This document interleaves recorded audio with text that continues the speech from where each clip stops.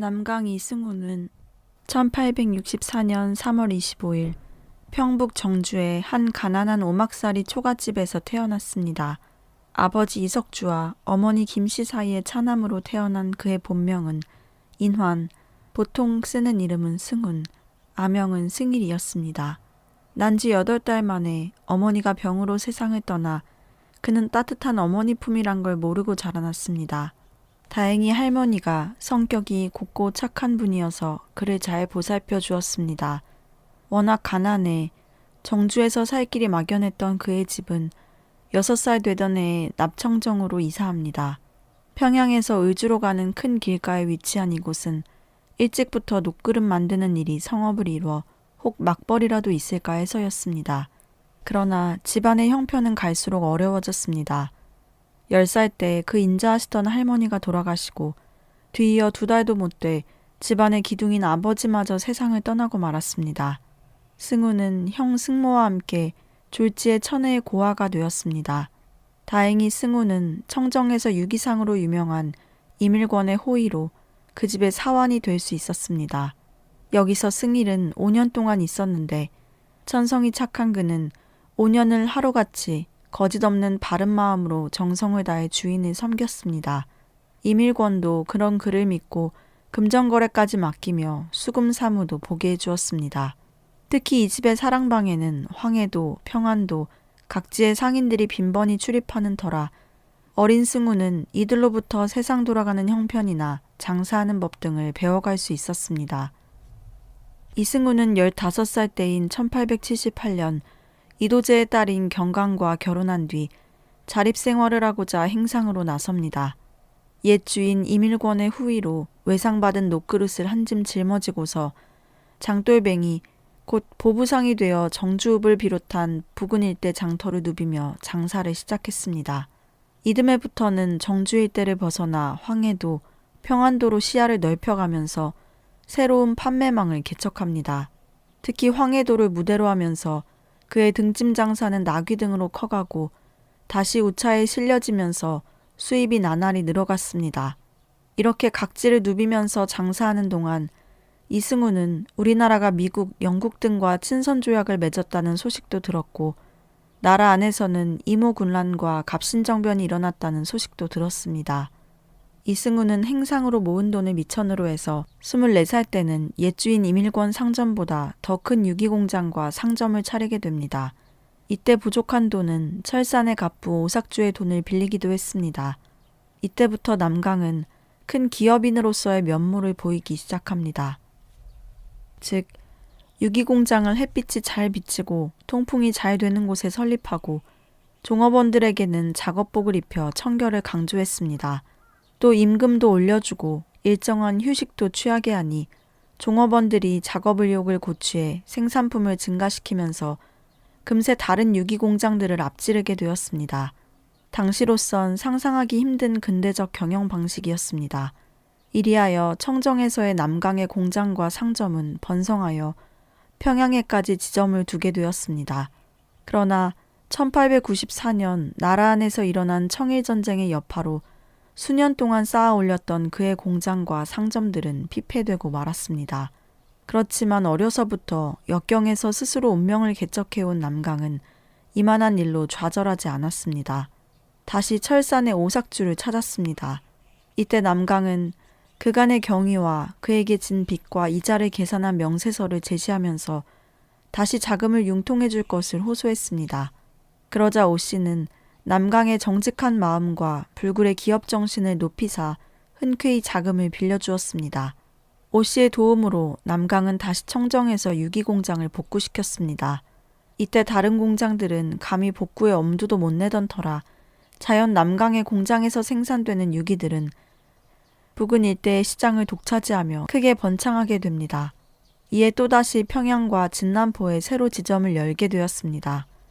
이쯤 되자 남강은 새로 무역업에 손을 대면서 서울과 인천을 왕래하며 사업을 더욱 확장시켜 나갔습니다. 당시 남강의 사업활동은 대단히 광범위했습니다.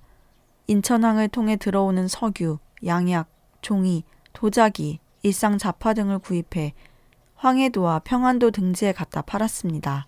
이같이 7, 8년 동안 장사하는 사이에 그의 자본은 엄청나게 늘어나 이미 50만 양을 헤아리게 되었습니다.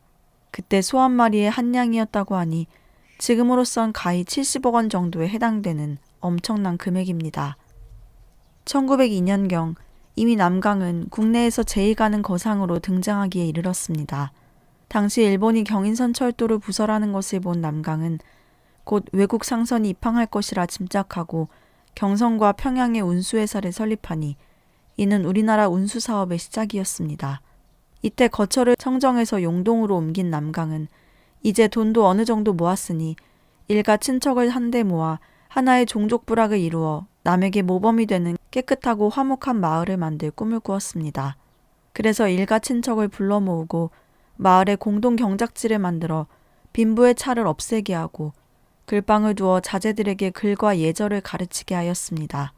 이 무렵 남강은 경성, 평양 등지를 돌아다니다가 용동의 거처로 돌아오면 을에 독립 사람들을 모아놓고 세상 돌아가는 형편을 들려주곤 했는데 특히 강조한 것은 아무 일도 하지 않고 양반으로 살려고 하지 말고 장사도 하고 힘써 일해야만 남의 나라를 따라갈 수 있다는 것과 사람은 부지런해야 하고 거짓말을 해서는 안 되며 집의 안과 밖을 깨끗이 정돈하고 한 달에 한 번씩 모여서 독리일을 의논해야 한다는 것이었습니다.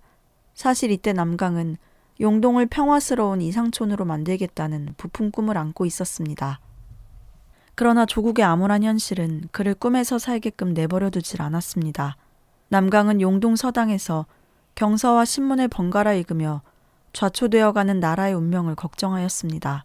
을사보호조약에 이어 헤이그 밀사 사건과 고종의 퇴위 소식이 들려왔습니다. 답답한 마음을 금할 길 없었던 그는 1907년 7월 평양으로 나갔습니다. 그런데 마침 도산 안창호가 연설을 한다는 소문이 들려왔습니다. 도산은 이미 청년 애국자로 웅병가로 이름이 높았습니다. 그동안 미국에 가 있다가 을사조약이 체결되어 나라가 위태하다는 것을 알고 갑자기 동경을 거쳐서 온 것인데 그가 모란봉에서 연설을 한다는 것이었습니다. 남강도 이전부터 도산의 소문을 들어왔으므로 가서 연설을 듣기로 했습니다.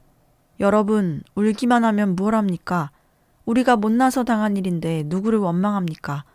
분한 생각을 하면 부직갱이라도 들고 나가 1인 한 사람이라도 때려 죽이고 싶지만 그것으로는 되지 않습니다. 일본 사람들은 서양 문화를 재빨리 수입하여 새 교육을 받았기 때문에 세계의 대세를 알고 국민이 단결하여 한 덩어리가 되었습니다. 우리가 그네들을 막으려면 뭉쳐 한 덩어리가 되어야 합니다. 우리는 오랜 잠에서 깨어야 합니다. 깨는 데는 우리도 배워야 하고 후진들을 잘 가르쳐야 합니다.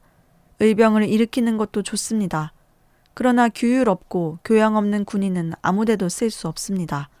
물고기를 낚으려면 먼저 그물을 만들어야 하는 것 같이 우리나라를 바로잡으려면 먼저 우리가 깨어야 하고 우리 후진들을 가르쳐야 합니다.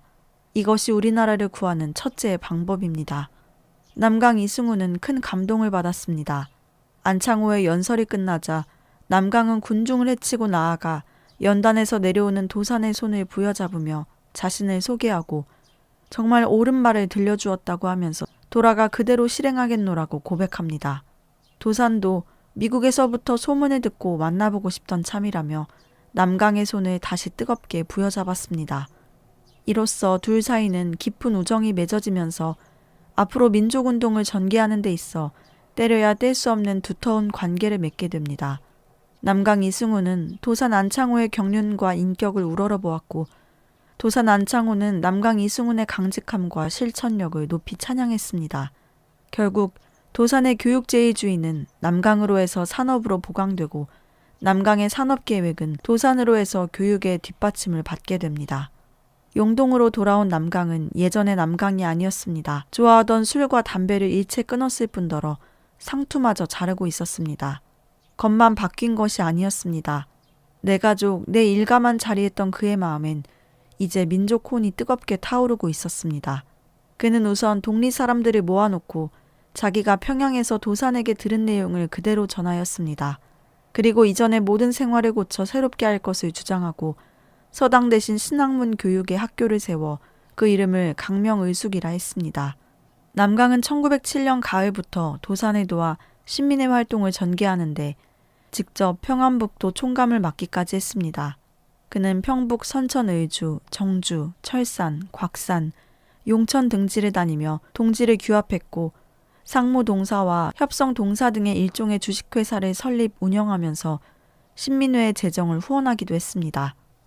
또 이듬해 여름에는 평양의 태극서관을 설립, 민족 계몽운동에 관련된 서적을 배포할 뿐더러 신민회 회원들의 비밀 집회 장소로 사용케 했습니다. 이런 와중에 민족의 최대 과업이 교육에 있다고 깨닫게 된 남강은 드디어 1907년 12월 24일 그의 분신이라고도 할 수 있는 오산학교를 설립합니다. 내가 오산학교를 세울 때 그것을 결심한 것은 불과 사흘 동안이었는데 이 사흘밤을 한잠도 자지 못하고 그 일만을 골똘히 생각했다. 그의 이 회고담에서 그가 얼마나 오산학교 설립에 온 마음을 쏟았던가를 잘 알 수 있습니다. 이 오산학교가 개교하던 날 그는 처음으로 입학한 7명의 학생을 놓고 이렇게 말했습니다. 지금 나라가 날로 기울어져 가는데 우리가 그저 앉아있을 수는 없다. 이 아름다운 강산, 선인들이 지켜내려온 강토를 원수인 1인들에게 맡긴다는 것이야 차마 있어서는 안 된다. 총을 드는 사람, 칼을 드는 사람도 있어야 할 것이다. 그러나 그보다 더 중요한 일은 백성들이 깨어 일어나는 일이다. 내가 이 학교를 세우는 것도 후진을 가르쳐 10,000,000이라도 나라에 도움이 되기를 원하기 때문이다. 오늘 이 자리에 7명의 학생밖에 없으나 이것이 차츰 자라나 70명 내지 700명에 이르도록 왕성할 날이 올 것이니 일심협력하여 나라를 빼앗기지 않는 백성이 되기를 부탁한다. 오산은 학교라기보다는 한 가정이요, 도장이요, 수련소였습니다. 설립한 취지부터가 학문 공부를 한다기보다는 나라를 건지고 민족을 개조하기 위한 지도자를 길러내자는 것이었으므로 선생도 학생도 다 같이 일종의 종교적 사명감 혹은 자부심에 불타고 있었습니다. 남강 자신도 학교 경영을 위해 밖으로 나가는 일 외에는 학교에서 선생과 학생들과 같이 먹고 자고 같이 일하고 배웠습니다. 뜰을 먼저 쓸고 변소를 손수 치우며 상한 데를 돌아가며 고치는 그는 설립자인 동시에 교장이요, 선생이요, 사무원이요, 사환이었으며 또 같이 배우는 학생이기도 했던 것입니다. 1910년 남강의 교육사업이 채 불꽃을 지피기도 전에 한일합방 사건이 일어나고 맙니다. 남강은 쓰라린 마음을 달래고자 평양 산정현 교회를 찾는데 여기서 십자가의 고난이란 한석진 목사의 설교를 듣게 됩니다. 조국의 참담한 현실을 예수님의 십자가에 견주어 외치는 한 목사의 설교에 감동한 남강은 그 즉시 입교의 결단을 내립니다. 용동에 돌아와 학교 옆에 교회를 세운 남강은 아예 학교의 교육 주지도 기독교 신앙으로 바꿔 기독교 정신을 바탕으로 한 민족 교육을 실시합니다. 또한 선교사인 라부열 목사를 명예교장으로 정기정 목사를 교목으로 맞아들였습니다. 이때부터 오산학교는 곧 교회를 겸하게 됩니다. 나라 잃은 백성으로서 마음 둘 곳이 없었던 스승과 제자들은 새로운 신앙에 돌아와 울면서 기도를 올렸고 목이 메어 하나님을 찾았습니다. 이와 함께 남강에게는 그의 신앙 인격을 단련할 고난이 엄습해오고 있었습니다. 1911년 2월 안중근 의사의 사촌동생인 안명근의 명함을 갖고 다닌다 해서 무관학교 사건에 연루돼 제주도에 유배되었다가 6개월 후에 다시 일제가 날조한 배고인 사건에 연루되었고 그해 가을부터 서울로 옮겨져 갖은 고문과 악형을 당하며 2년여의 옥중 생활을 겪게 되었습니다. 이 2년여의 감옥 생활은 남강에겐 다시 없는 신앙 인격의 단련 기간이었습니다. 그가 감옥 생활을 두고 감옥이란 이상한 곳인걸? 강철같이 굳어서 나오는 사람도 있고 썩은 겨룹들같이 흩어져서 나오는 사람도 있거든 하고 회상한 것과 같이 그는 성경 읽기, 기도, 금식 등의 성스러운 생활과 수양의 생활로 기독교 신앙에 전념하였던 것입니다. 특히 라부열 선교사가 넣어준 성경을 구약은 20독, 신약은 100독을 해내며 신앙을 단련시키기도 했습니다. 그의 이 같은 감옥을 통한 연단은 3.1 운동 뒤에도 겪게 되는데 그때도 감사함으로 그 고난을 인내 극복해가고 있었습니다. 남강에게는 하나님의 뜻에 따라 들어가는 한 감옥은 더 이상 그를 고통스럽게 하는 곳이나 부자유한 곳이 될 수 없었고 오히려 그곳에서 기쁨과 자유와 그리스도와의 깊은 만남을 체험케 하는 거룩한 장소였습니다.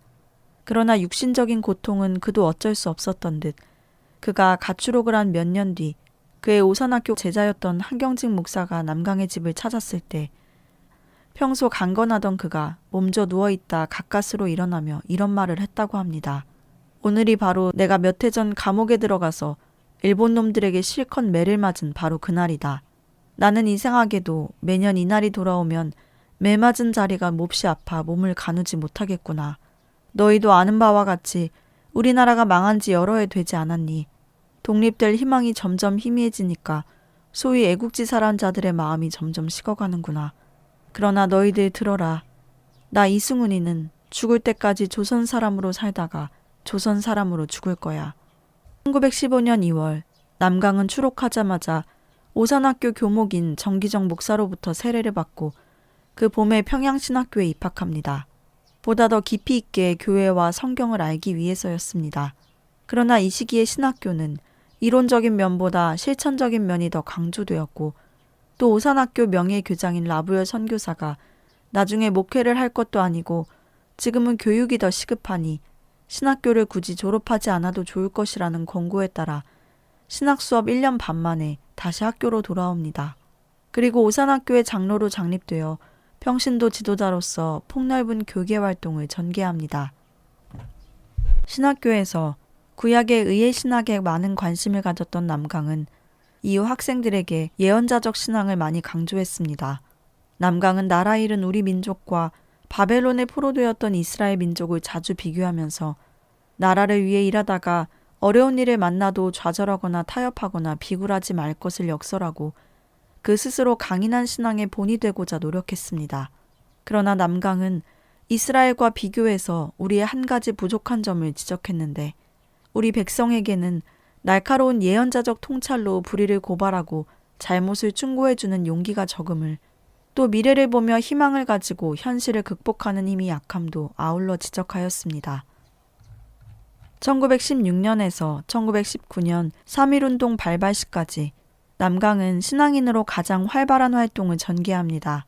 그는 이 무렵 마치 오산학교를 세울 때처럼 교회의 일에 전력을 쏟았습니다. 이제 그에게는 학교가 교회였고 교회가 학교였습니다. 교회의 종각이 그대로 학교의 종각이 되었습니다. 그는 학교를 민족운동의 간부 양성기관으로 생각했던 것 마냥 교회도 새 사람 새 백성을 만드는 모범적 정신의 가정으로 생각했습니다. 예배는 믿음을 제일로 했고 각종 집회는 민주주의 방식을 채택해 했습니다.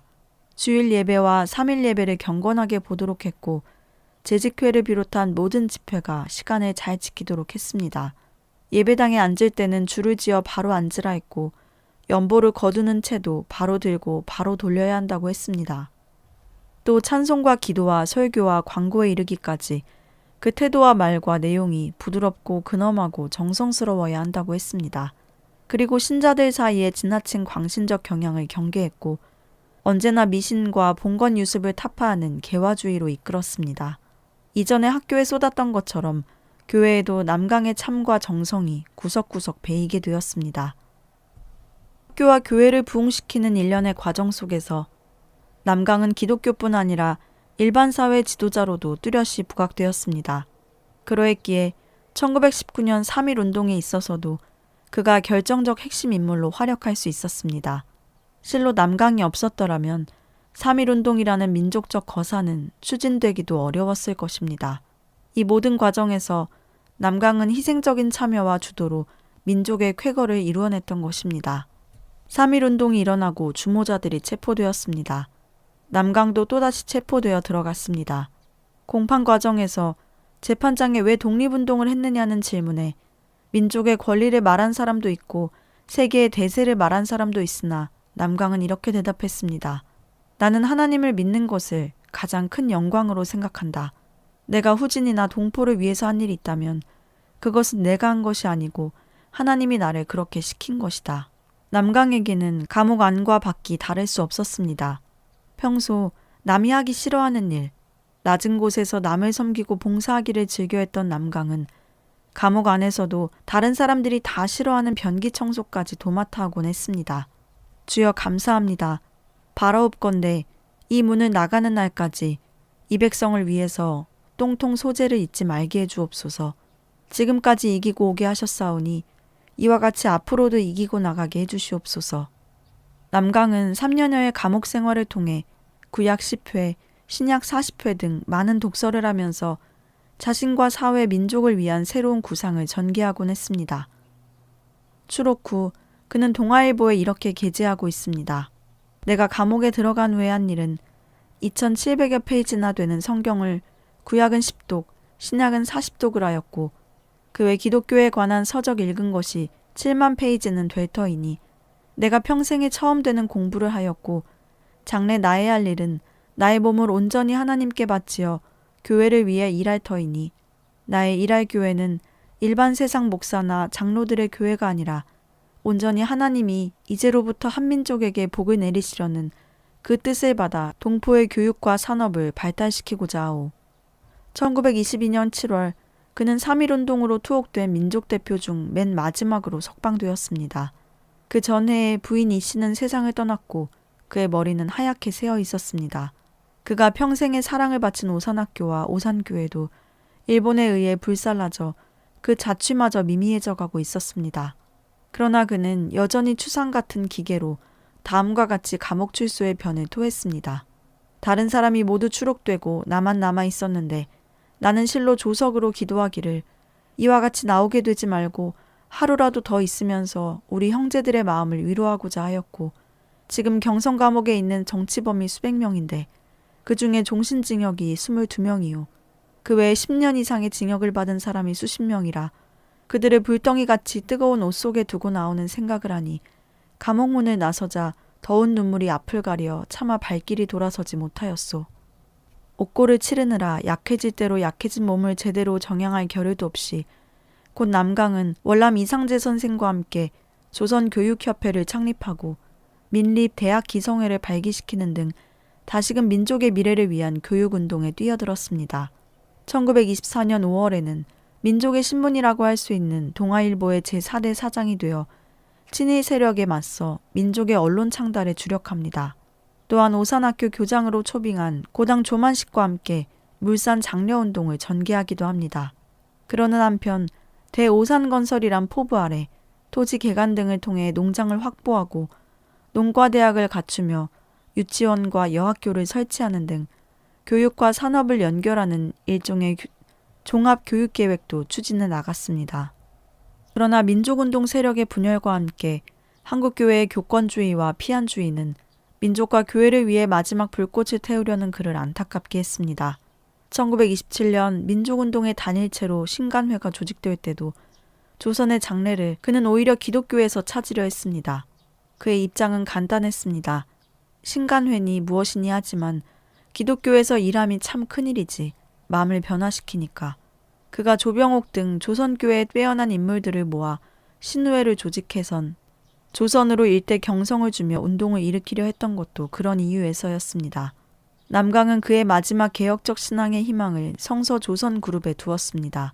그가 사회주의 계열의 청년들로부터 조선의 당면한 문제가 빵 문제 해결이라고 도전받았을 때 분명히 우리는 지금 빵에 주려 있거니와 그보다도 하나님의 말씀에 더 주려 있다고 하면서 하나님의 말씀을 순수하게 배우며 가르치는 기관을 모색하였습니다. 이렇게 그는 자신과 조국과 민족을 성서 위에 올려놓으려고 결단함으로써 이제는 하나님과 성서 앞에서 그 자신을 완전히 부정할 줄 아는 고귀한 신앙인이 되어갔습니다. 1930년 5월 3일 오산학교 제자들이 만든 자신의 동상 제막식이 있었습니다. 원래 생존해 있는 분의 동상은 만들지 않는 법이지만 제자들은 남강의 높고 거룩한 뜻을 받든다는 숭고한 마음으로 또 책이나 다른 기념물은 일본의 방해 때문에 도저히 만들 수가 없어서 말없는 동상을 통해서나마 그의 산 정신을 기리고자 남강 동상을 세웠습니다. 물론 이 일도 일본의 방해로 어려움이 많았지만 독립운동가가 아니라 단순히 교육자로서 그가 설립한 학교의 교정에 동상을 세운다는 명목으로 겨우 허락을 얻었습니다. 남강은 동상 제막식에서 이러한 소감을 발표했습니다. 내가 오늘날까지 온 것은 내가 한 것이 조금도 없습니다. 모두 하나님이 나를 그렇게 만들었습니다. 여러분이 아시는 대로 나는 본래 불황무식합니다. 나는 이 뒤에 선 동상과 같은 사람입니다. 아무것도 아는 것이 없으나 하나님이 나를 이렇게 이끌어서 오늘까지 왔습니다. 과연 하나님이 나를 지시하시며 도우신 뿐입니다. 이후로도 그럴 줄 믿습니다. 다음 날 오후 남강은 오산의 성경연구 모임에 나와 믿음에 대한 증거와 권면을 했습니다. 그리고 다시 나흘이 지난 5월 8일 예전처럼 학교를 다 돌아본 뒤 학생들을 모아 그 앞에서 마지막 훈화를 했습니다. 그날 집으로 돌아가는 밤 10시가 넘도록 자면회 회원들과 이야기하다 그들을 보내고 11시경 자리에 누웠는데 12시경 갑자기 협심증이 일어나며 병세가 위중해졌습니다. 오산학교 졸업생으로 의사인 임창선이 달려와 주사를 놓았으나 좀처럼 차도가 없었습니다. 잠시 후 정신이 조금 들은 남강은 옆집에 사는 제천 박희천을 불러오라 했습니다. 제천이 들어서자 남강은 이 40년 된 친구 손을 잡고서 숨이 좀 내려가기를 기다려 자기는 이미 회생하기 어렵다며 유언을 남기고 조용히 숨을 거둡니다. 낙심하지 말고 결의의 광복을 위하여 힘쓰라. 내 뼈는 학교의 생리표본으로 보관하여 사랑하는 학생들에게 보여주고 교육에 진력하는 사람들에게도 보여주기를 원한다. 장례는 5월 17일 전 민족의 슬픔 속에서 사회장으로 거행되었고 유해는 남강의 유언대로 서울로 옹구되어 경성제국 대학병원에서 살을 모두 빼고 뼈를 표백하여 거의 완성이 되었는데 갑자기 총독부로부터 금지하라는 명령이 내려졌습니다. 그래서 옥신각신하다가 결국 허락이 안 돼 그의 결국 다시 오산으로 내려가 유언이 이루어질 후일을 기약하며 방부제와 함께 유리항아리에 넣어져 학교 서쪽산 아래 묻혔습니다. 6.25 이후 오산학교는 서울 보강동에 다시 재건되었으며 1962년에는 그에게 대한민국 건국 공로훈장 중장이 추서되었습니다.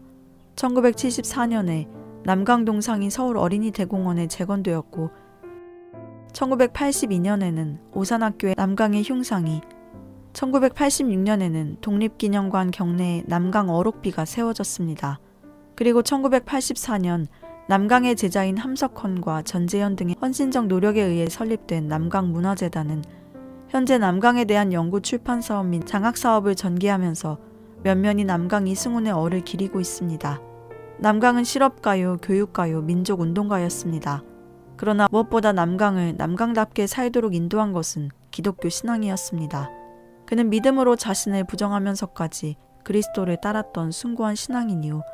기독교 신앙을 바탕으로 고난을 감수하면서 민족과 더불어 살았던 위대한 선구자였습니다.